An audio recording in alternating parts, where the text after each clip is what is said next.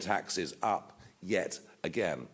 And why would you invest if you feel there's a never-ending cycle of taxes on profits going up? Not to mention the mansion tax, which won't affect many people, but no doubt there'll be some widows living in Greater London that will be caused great distress by it. My big prediction from this budget is that the exodus will continue. They've got rid of the non-doms, well done. People that spend vast amounts of money in this country, that employ people, invest in people, they've gone. Many of our highest taxpayers, and bear in mind that 1% now pay 30% of all income tax, they're going.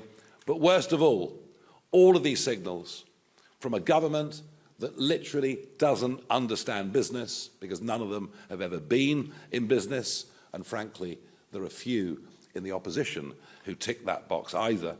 Now, my prediction is the exodus will continue, the exodus will accelerate, and the tragedy of it is the sheer number of 30-somethings who want to work hard, who want to do well, who are ambitious, and for them, they're seeing the Gulf. They're even seeing, ironically, other European countries. Milan in Italy being perhaps a very good example where young, hard-working entrepreneurs are going. That's one very, very big prediction that I've got from this budget. And the other one is, don't be deceived by being told that bills will go down. The big reach-out pledge of this budget, frozen train fares, yes, for those that commute, but energy bills, that's the big push from the government in this budget. Your energy bills will go down by £150. Bear in mind, this is the government that said they'd reduce energy bills by £300, and they're up almost exactly £300. The £150 reduction will be where they take some of the green subsidies, about 3/4 of the green subsidies off domestic energy bills, and throw that into general taxation, which means the working population will actually pay even more than we thought when I walked out of the chamber just some time ago. Energy clearly is going to be at the centrepiece of everything we fight for and stand for over the next couple of years. We cannot have an industrial strategy, we cannot reindustrialise, we cannot invite significant investment, be it British or be it foreign, until first we crack the nut of energy. And I would say this, we can't perform miracles if we win the next election, but we can at least be realistic. And we can at least say that already within reform we have people who've succeeded in the private sector, who've created jobs, who've paid taxes. And it's very much our ambition that we would have people in ministerial positions who were experts in their areas of expertise. Getting back to energy, just think about it. 10 energy ministers over the course of 14 years under a Conservative government, not one of them had a clue about energy, just allowing civil servants to go on running these departments and maintaining a failed status quo. So we will come in with people that actually know what they're doing, the people who have worked in the private sector, and we will attempt to turn around attitudes in this country towards hard work and success.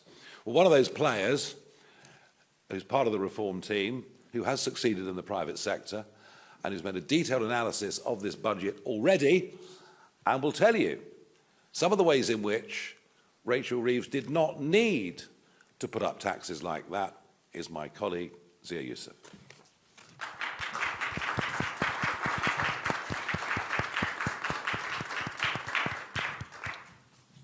Good afternoon, everybody.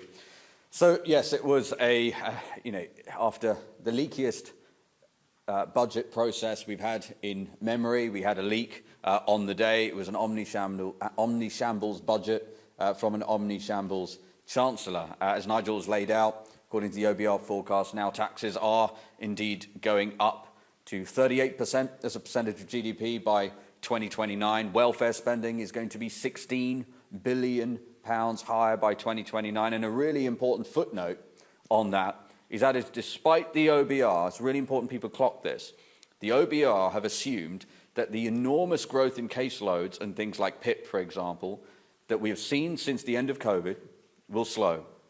They haven't given any justification for that, but they've just assumed that it will slow. And if it didn't slow, if it continues at its current pace, then welfare spending will be £27 billion higher by 2029. That is one of many reasons why even the current OBR forecasts, as gloomy as they are inevitably and sadly going to be wrong. We have £1.8 billion allocated to digital ID.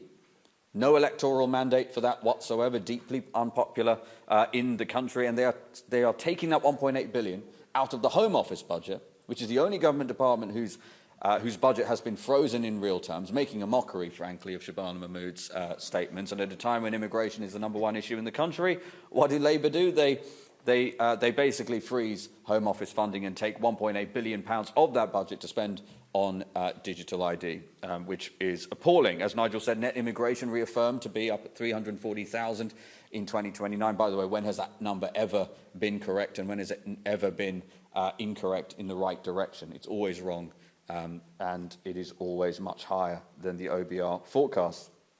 So just a few days ago, actually, me and Nigel laid out what a reform government would have done if we were in government right now, what a reform chancellor would have done. We laid out £25 billion of savings that could have been made, and lo and behold, Rachel Reeves has just raised taxes by £26 billion.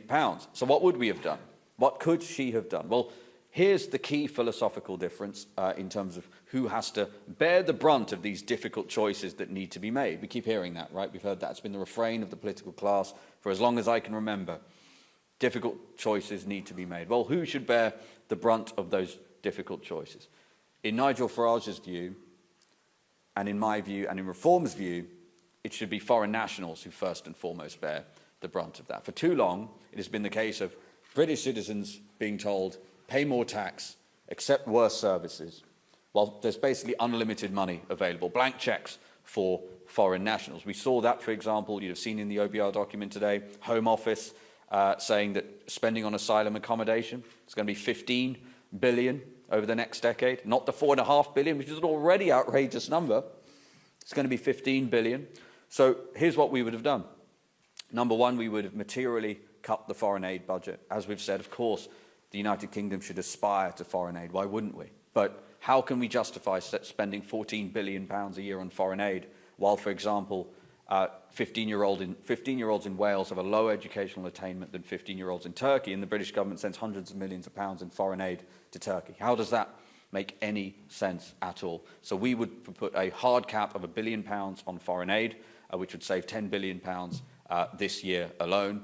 Number two, we would meaningfully increase the immigration health surcharge. That is the amount of money that many visa holders pay to access our NHS, which, as we know, is already buckling under pressure and struggling.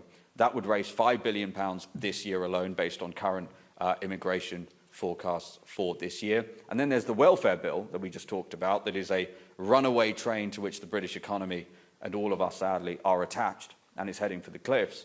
Well, what we would do is we would stop paying welfare payments to foreign nationals. Here's our belief. We believe that the British state exists to serve British citizens, which is an outrageous position these days in the House of Commons for the most part, and with the political class, but we make no apologies for saying it is unconscionable for British taxpayers to go to work and spend much of their day paying for a benefits bill for foreign nationals. It's totally unfair. No serious country should operate that way. And the government actually hides, the Tories did this, Labour are continuing it, they basically hide the data on foreign national usage of many aspects of state, whether that's the NHS. You know, Lee Anderson tried again just yesterday, got the same answer. Sorry, we don't track that data. What a surprise. Similarly, we don't get the data on PIP, we don't get the data on pensions, but we do get the data on universal credit. So that's why that is in our numbers.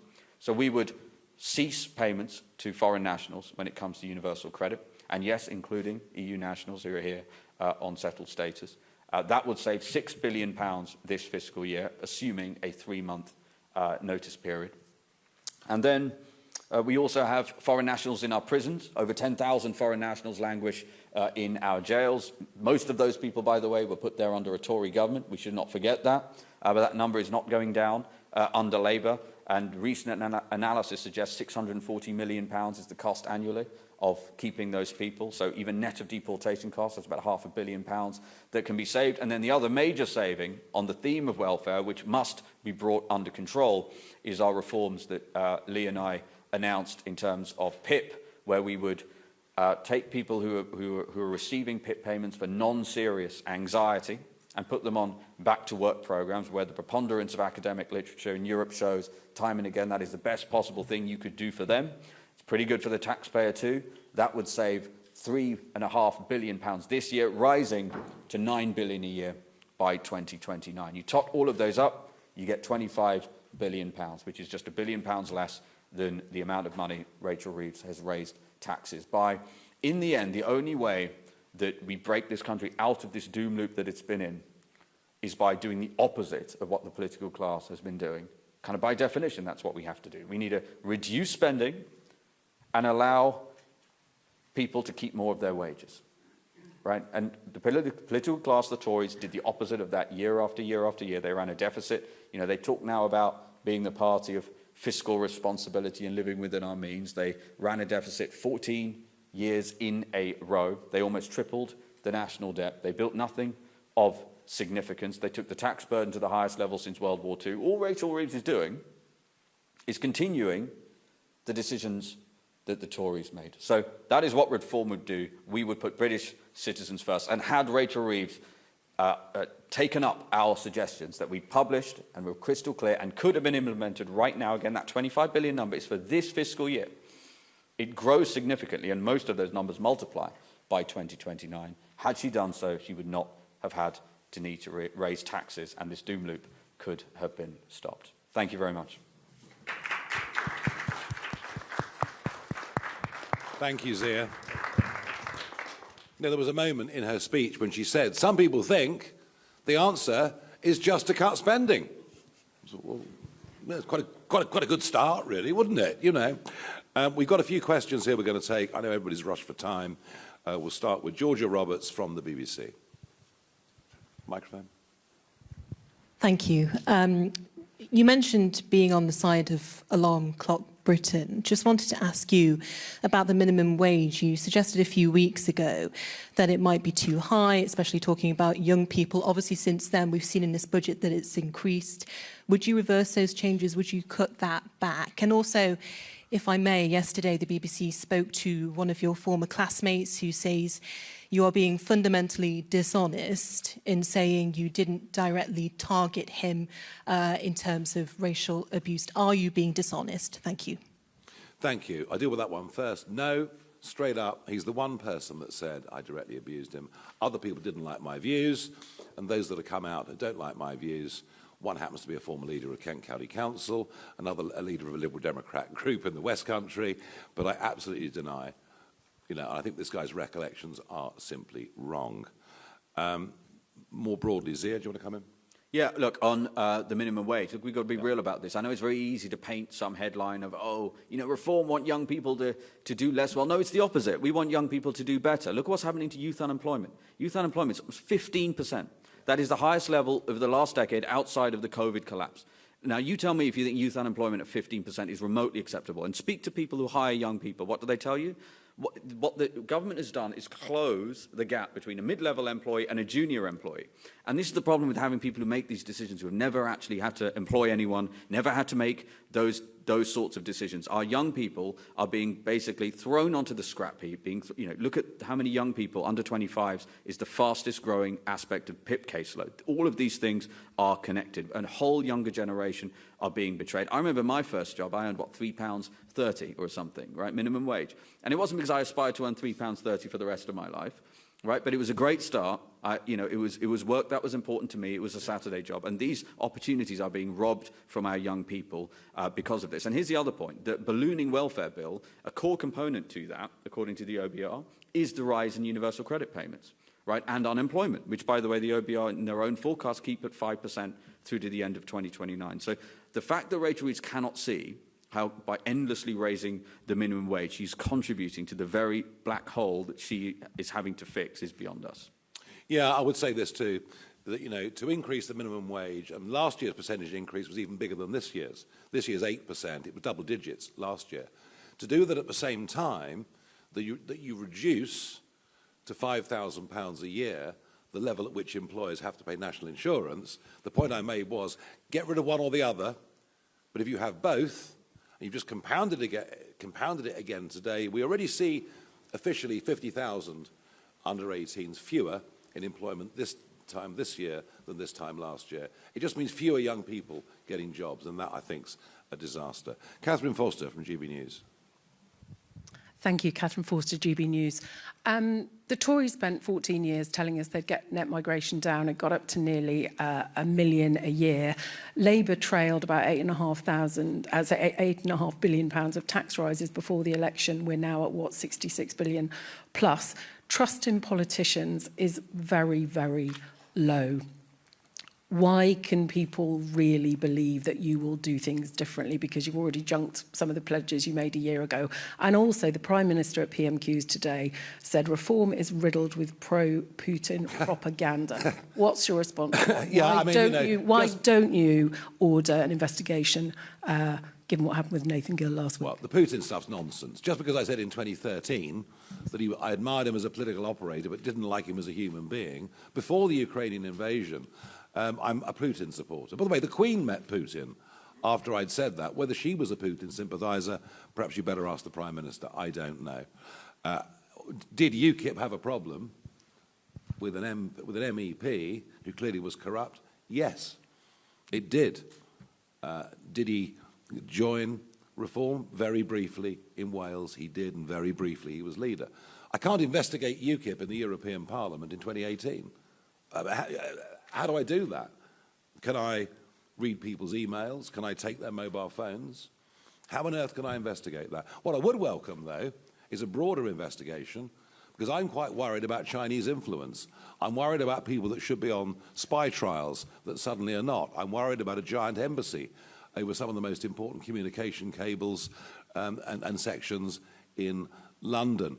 I'm worried very much indeed by the level of Chinese influence there appears to be, including an MP who's taken 500,000 quid from a Chinese spy, but we don't talk about that. So if we're going to have an investigation into foreign money, it would need to be done by the authorities in this country, and they would need to have real power.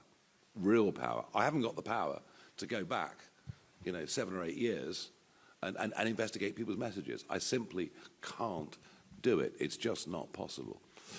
Okay, Charanpreet Kaira, ITV. Thank you. We've heard some criticisms of the OBR today, and given today's mishap, should they be abolished for good? And also, you said earlier this week that you never tried to hurt anybody with the comments that you made at school. You've described them as banter. Some of those who are on the receiving end clearly disagree. So given that they say you did hurt them, would you like to apologise to them? Well, one person says they were hurt. If they feel they were hurt, then I'm genuinely sorry. But I never, ever, ever would have said or done anything like that directly to a human being. Absolutely not. As for the OBR, well, I'm struggling to see their relevance. I mean, who produces the budget? Is it the Chancellor with her department working with the Treasury? I mean, this was very much a George Osborne idea, that if we had the OBR, it would give us fiscal responsibility. Well, let's have a think about that, shall we? Since we launched the OBR, the accumulated national debt has gone from 1 trillion to 2.9 trillion. So it doesn't appear to be working. At least a dramatic rethink. Yeah, I would agree with that. Look, in the end, the buck stops with the Chancellor, and the fact that clearly Treasury officials have too much influence. Also, there is a direct correlation, as we just pointed out. I don't think there's a real justification for not modelling a £27 billion increase in welfare spending by 2029. There's no explanation for that in the OBR document. That is an enormous amount of money, right? She would have had to increase income tax meaningfully, actually, to fill that gap. So some of this is already politicised. We'll speak more about all of that ahead of the general election. Yeah, there could even be an argument that the Treasury functions need to be separated too, that maybe economic policy and growth policy needs to come away from tax and spend, and that's a debate it's been talked about a little bit in Westminster over the last couple of years, but that's something we're certainly open-minded to thinking about. What I will say is, as has already been the case, and I just want to go back to that previous question about, you know, trust in politics being at certainly a low in my lifetime. I don't remember it like this. I mean, how many things used to be jury trials now being abolished for so many people? That wasn't in anyone's manifesto, you know. So you cited the fact that Nigel said that the contract for the people for the last general election was no longer to be relied upon as a reason why somebody shouldn't trust him. I'd say the opposite is the case, actually. It would have been the easiest thing in the world to continue to promise sweeties for everybody, right, and get the front page of every single... In that speech, Nigel did, he could have gotten every front page of every centre-right newspaper by announcing a blockbuster tax cut. And what did he do? He did the opposite. He said, the state of the country's finances are so dire, and we didn't win the last general election, sadly, that we cannot commit to tax cuts until the economy and the finances are on a better footing. And I want to make the point that, you know, if we're talking about incremental new tax cuts, we've got to be real about this. Just to unwind the tax rises Rachel Reeves has put through since the general election now, we're talking at, what, 60, 70 billion pounds. By the time of a general election, even with an early one, it's going to be into the hundreds of billions, right? So for the Tories to be talking about stamp duty, why wouldn't we love to announce to abolish stamp duty? Of course we'd love to announce it. It's just not serious. And so I would put it to you, what Nigel is doing is making sure the table is set fairly and reasonably and speaking directly to the British people about what the truth is. Yeah, we have to cut spending, of that there is no doubt. Anja Pop, Channel 4. Hi, Anya Pop, Channel 4 News.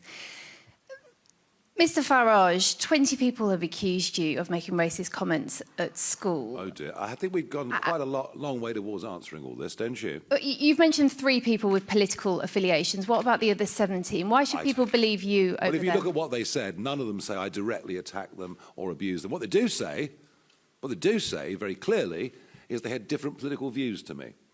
That, you know, that I thought Enoch Powell was right about the common market, which I did in the referendum, which was a minority position, but I held it all the way back then. And I thought he was right to talk about, you know, not having vast community change. And by the way, you know, that was a source of big political debate back in the late 1970s. So I think what you're hearing there, yes, some with direct political involvement, others with different political views. And by the way, you know, look at the level of debate in Britain today. I mean, anyone that dares to question immigration numbers is likely to be screamed at as racist in the street. So perhaps not much has, in some ways, actually changed. Michael Knowles from The Express. On that last topic, do you think the public need to be ready for more tax rises if Labour fails to actually curb immigration, stop the boats and fix our asylum crisis? Yes, I think the public need to be prepared for more tax rises, but I think the public also might need to be prepared for an early general election. I struggle to see this lot going on to 2029. I believe there will be a fiscal event at some point in the next couple of years. And I think she'll face at some point a budget where she has no option but to cut spending. And that, I think, is when the government falls to pieces. You know, we saw today in the Commons just how strongly socialist this Labour Party is. You know, some of the biggest cheers for the Chancellor when she was saying, well, you know, the sort of school I went to, you posh Tories didn't care about. So there's an awful lot of class warfare out there. And I think the risks for Labour of a massive fracture on the left are really all too real. Genevieve from The Telegraph, please. Hi, Mr Farage. So do you believe that Rachel Reeves has breached the Labour manifesto by freezing income tax thresholds? It seems that some in the Treasury are arguing that some in Labour are arguing that she hasn't broken the manifesto by doing that. And secondly, you've previously expressed support for scrapping the 2-child benefit cap. So that obviously happened today. The Chancellor announced it today. Do you think that she was right to do that and you wouldn't bring it back in if you were to win in 2025?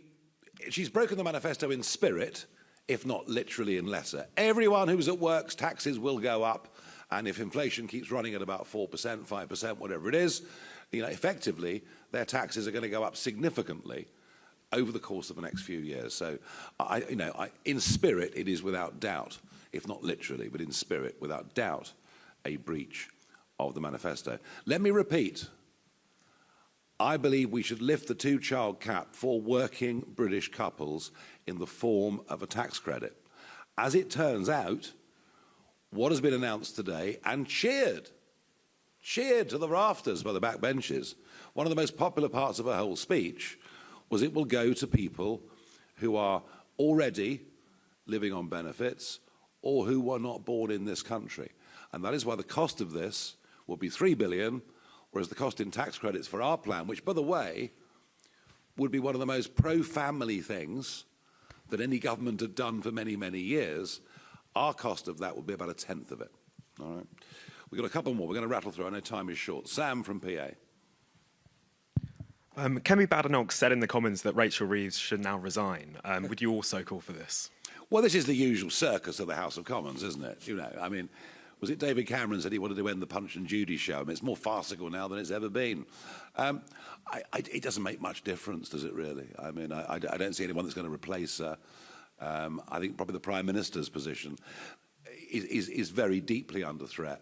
It's clear, you know, neither of them have ever been loved by their own backbenchers. They're leading the party to disaster. They're collapsing in the polls. The left are beginning to organise and really eat their lunch. A large chunk of their votes come to us already since the election. You've never seen a government in so much trouble. So I think my prediction is that at some point they'll all be forced to resign, perhaps before too long. Fraser Knight, LBC. Thank you. Mr. Farage, you said that you are struggling to see the relevance of the OBR. More immediately, do you think the chair should offer his resignation? And if I can as well, spending on pensioners is set to rise to nearly $200 billion per year by the start of next decade. Does the triple lock need to go? Well, I've said very clearly that the triple lock, we're not going to guarantee anything on the triple lock. We'll have to see what the economics of this are like nearer the next election. But, you know, we've all got to be realistic about the state of public finances. And I still don't think that the media are serious about the state of public finances. We had 14 years of the Conservatives saying, we're cutting the deficit. Oh, that's all right then. But all the while they were cutting the deficit, it was still a massive deficit and debt exploded. And now we've got, unbelievably, a Prime Minister and a Chancellor today saying we are cutting debt. They're not. They're not. It's going up massively. Even the first year's debt was out by 21 billion. So that is why I say I'm not going to make any guarantees on the triple lock. You know, I know it's important to people. I know the cost of living is very, very high, but we can't make any guarantees on things. And it goes back to what Zia said earlier. You know, we want to be responsible. Lucy White, Bloomberg. I was actually going to pick up on the same point there that I think you missed on the chair of the OBR. Should he resign? Do you think does responsibility need to be taken at the top level? And secondly, if I may as well, the OBR's prediction on forecast on living standards is not particularly rosy in its latest forecast.